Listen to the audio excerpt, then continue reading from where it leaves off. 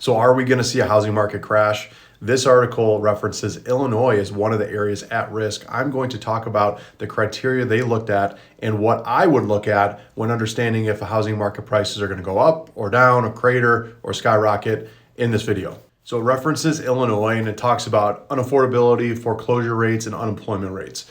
Let me break this down. Unaffordability, that is a real thing. Obviously, we have a high cost of living in Illinois. However, that is built into the pricing already. It was a high cost of living 5 years ago. It's a high cost of living now. It's not new information. And so I don't think it necessarily is going to flood the market with inventory because all of a sudden it's unaffordable. It was that way when you bought your house 5 years ago at the price you paid.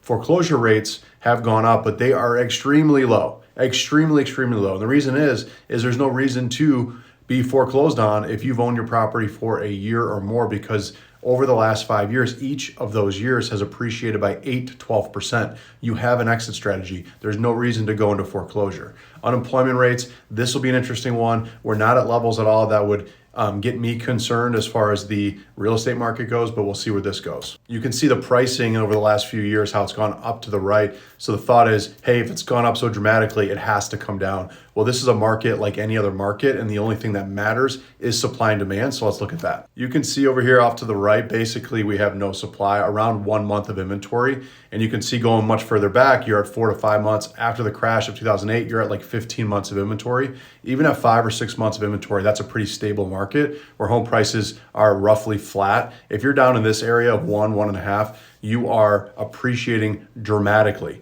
So until you get to a position where you have 7, 8, 9 months of inventory, you're not going to see home prices go down. I would love to see a correction personally, nothing dramatic, but to have home prices level off to be more sustainable, but we're just not in an inventory position to do that. The reason why some of the areas in the South are more at risk, like Florida, is there's lots of second homes. Those are the first properties that get dumped if the economy gets a little sour. There's a lot of investment property. Those can easily get dumped.